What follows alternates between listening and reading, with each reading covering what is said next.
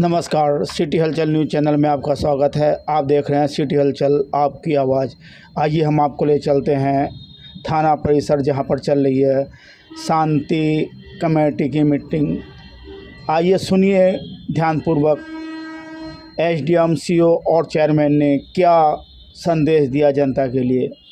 सुनिए ध्यानपूर्वक, ज़रूर सुनिए ध्यानपूर्वक। साथ हम एक संदेश लेकर के यहाँ से जाते हैं, जो हमारी सरकार का होता है, प्रशासन का होता है, निज़ाम का होता है, कि हमें किस तरह से व्यवस्था को बनाना है। हमारे साथियों, और ये आदमी इस प्रवृत्ति का है कि ये माहौल को खराब कर सकता है। तो ये इसी वजह से इन लोगों की जो है नेक नीति की वजह से आज इस इलाके के अंदर अमन और सुकून जो है वो मैसर है लोगों को। एक बात मैं कहना चाहूँगा कि नवाब नजीब-उद-दौला ने जब ये शहर बसाया था तो यहाँ कुछ मुसलमान आए, इधर के उधर के, कोई समरकंद के थे, कोई साहब गजनी के थे, लेकिन साथ साथ उन्होंने शामली से हिंदुओं को बाकायदा लेके आए। और यहाँ एक शामली मोहल्ला है, उसके अंदर तमाम हिंदू बसते हैं, उन्होंने लाके हिंदुओं को बसाया। उसकी वजह क्या थी? उनका कहना यह था कि हिंदू और मुसलमान जो हैं, ये हिंदुस्तान की ये दो आंखें हैं, अगर एक ही आंख रह गई तो ये तो चेहरा जो है इस देश का मस्त हो जाएगा, कि दोनों का रहना ज़रूरी है। तो भाई हम तो उस जगह के रहने वाले हैं कि जहां आराम से रहते चले आए हैं, और एक दूसरे की निगाह में मुरव्वत और लिहाज इस कदर है कि हम कोई ऐसा काम ना तो करने का तो बहुत दूर की बात है, बाहर के आदमी भी कोई आता है तो हम उसे करने ही नहीं देते। प्रशासन की तरफ से कुछ गलतफहमियाँ ऐसी हो जाती हैं, मुझे इस मौके पे कहने में कोई हर्ज नहीं है, क्योंकि हम लोग एक परिवार की हैसियत से यहाँ बैठे हैं, हम कोई बाहर के लोग नहीं बैठे हैं। मिसाल के तौर पे कोई ऐसा वाक़या नहीं होना चाहिए कि जो दिल में किसी के धुआं उठे, किसी भी कम्युनिटी के या किसी भी सेक्शन ऑफ पीपल के, ये छोटा समाज है या बड़ा समाज है, नाइंसाफ़ी नहीं होनी चाहिए। नाइंसाफ़ी धुएं को जन्म देती है, और धुआं जो है फिर इंसान को जुर्म के रास्ते पर गामजन कर देता है। मैं छोटी सी मिसाल दूं कि एक रेस्टोरेंट है यहाँ, सदाबहार रेस्टोरेंट, उसके अंदर एक वाक़या इस बात का हुआ कि साहब ये मशहूर हो गया कि साहब उसके अंदर एक आदमी थूक रहा है रोटी के ऊपर, और रोटी थूक के दे रहा है। मुसलमान था वो आदमी। मैंने कहा भाई, हमने बात करी, मैंने कहा भाई हम तो, हमारी माँ ने तो ये सिखाया था कि अगर रोटी गिर गई है, मान लिया हमारे हाथ से एक निवाला ज़मीन पे गिर गया, हमारी माँ ने कहा फौरन, अरे रे बेकदरी बेकदरी बेइज्जती, फौरन निवाला उठाओ, सिर पे लगाओ, और सिर पे उठा के चंगेरी में उस निवाले को रखो। कैसे वो आदमी जो है भाई, वो भी उसी, जाहिर बात है सब घरों के अंदर एक ही माहौल है, रिज़्क़ जो गिरेगा तो आदमी रिज़्क़ के ऊपर क्यों थूकेगा? गलतफहमी हुई थी। फिर जो लोग थे, एक पर्टिकुलर कम्युनिटी के लोग थे, किसान यूनियन की तरफ से लोग थे, समाज के लोग थे। अरे भाई किसान यूनियन ठीक है, आप किसानों की बात को उठाइए, लेकिन आपने थोड़ा ज़ाती हो, मेरा मतलब कहने का सिर्फ ये है। और प्रशासन का मैं तारीफ करूंगा कि उन्होंने उस मामले को उस तरीके से नहीं किया कि संगीन धाराओं में कोई मुकदमा दर्ज हो जाए या स्टेशन की बात हो जाए, उन्होंने भी उसे उस तरीके से सुलझाने की कोशिश की। हम उनके शुक्रगुजार हैं कि वो मामला तूल नहीं पहुँच पाया। लेकिन क्योंकि मैं इस मौके पर ये बात का जिक्र करना ज़रूरी समझता हूँ कि ताकि जो लोग ये सोच रहे हैं उनके दिल से ये धुआं निकल जाए, अपना जहन को वो साफ कर लें, ताकि, और हम भी इस बात का वादा करते हैं कि अगर आगे कोई ऐसी बात होती है तो हम इस किस्म की बात कोई होने नहीं देंगे। कि सबकी अपनी आज़ादी है, हर आदमी को अपने तरीके से जीने का हक हासिल है, अपना रोज़गार जो है ईमानदारी से तरीके से करने का इख्तियार है। हाँ, कभी कभी अगर गलतफहमियाँ हो जाती हैं तो उन गलतफहमियों को रफ़ा करने का भी एक तरीका है। मिसाल के तौर पर अगर कोई इमाम साहब मान लीजिए उसमें मस्जिद के अंदर गलत बयान दे रहे हैं, जिससे कि दो फ़िरक़ों के अंदर जो है झगड़े का अंदेशा है, तो अगर हमने उस वक्त उन्हें टोक दिया, इसका मतलब यह है कि हम उनकी बेइज्जती करना चाहते हैं। हम तो इंतज़ार करेंगे जब वो ख़त्म कर देंगे और सब लोग चले जाएंगे, तो अकेले में कहेंगे उनसे कि भाई तुम ये क्या कर रहे हो। और जब अगली मीटिंग हो अगले दिन, तो आपको अपने इस बयान की जो है तरदीद करनी है, उसको ख़त्म करना है और लोगों से कहना है कि नहीं, मुझसे गलतफहमी हो गई थी, मुझसे गलती हो गई थी, और ऐसी बात जो है ऐसी दिखनी चाहिए इस तरीके से। तो वो सारी बात मान सम्मान की है कि एक बेइज्जती आदमी फील ना करे, क्योंकि बेइज्जतियाँ जो हैं वो इंसान को रात को सोने नहीं देती। वो ये समझ लेती है कि हमारे साथ ज्यादती हो गई, वो करवटें बदलता रहता है।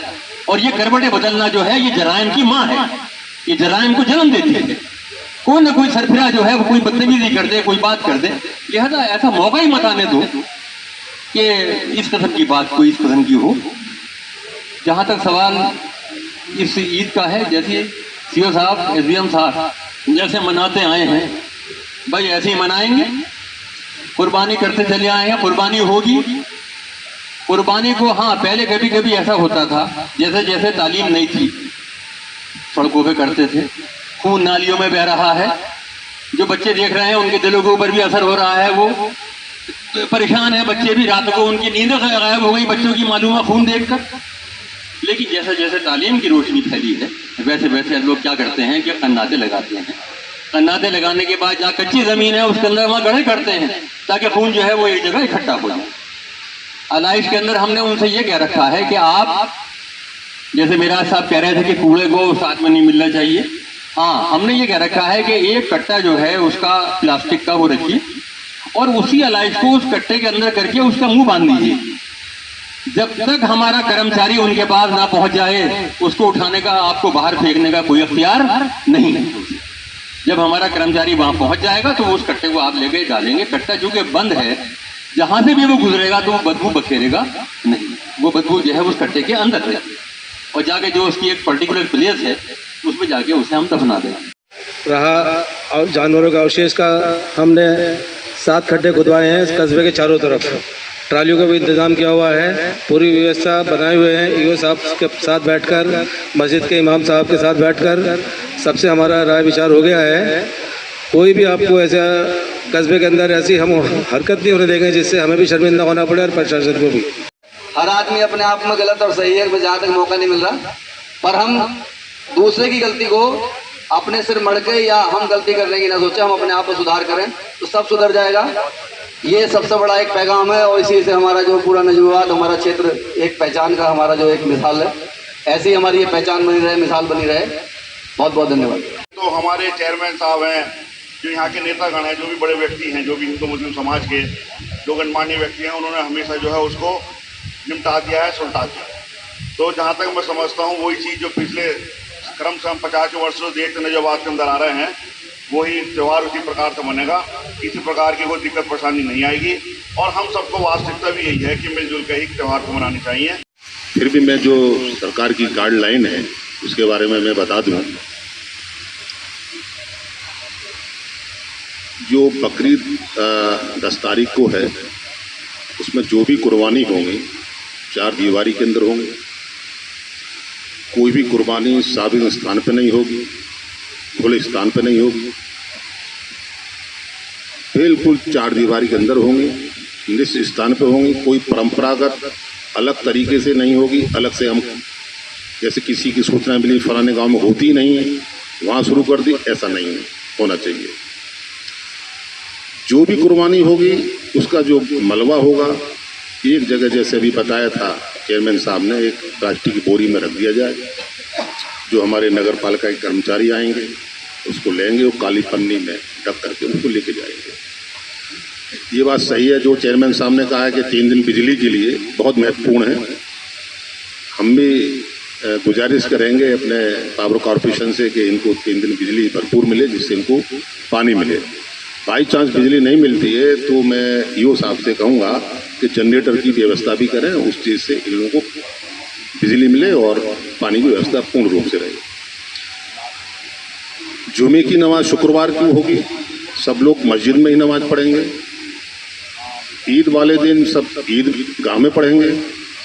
मेरी ये गुजारिश है ईदगाह कमेटी के जो सदस्य हैं पूरी ईदगाह को साफ सफाई कर दें, अभी से ही साफ सफाई कर दें, जहाँ घास है उसको कटवा दें, जिससे जो भी नमाजी आएंगे अपने वहाँ पर नमाज पढ़ सकें आराम से। पिछली बार हरसवाड़ा की जो वो ईदगाह है उसमें बहुत भीड़ हो गई थी।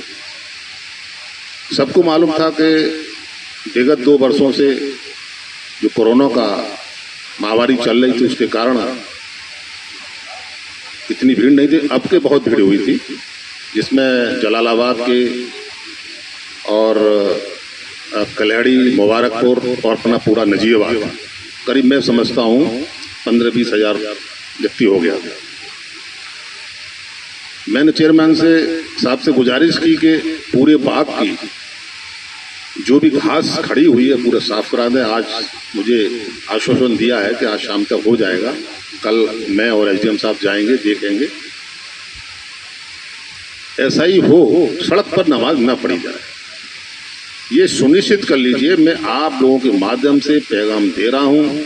हमारे तीनों चेयरमैन साहब यहाँ पर मौजूद हैं, सबको बता दें कि सड़क पर नमाज न पढ़ें, ईदगाह में ही पढ़ें। यदि ईदगाह में नहीं आ पा रहे हैं, नहीं जा पा रहे हैं तो नज़दीक की मस्जिद में जाएं, जामा मस्जिद में पढ़ें, लेकिन सड़क पर नमाज ना पढ़ें। ये मेरी आपसे गुजारिश है।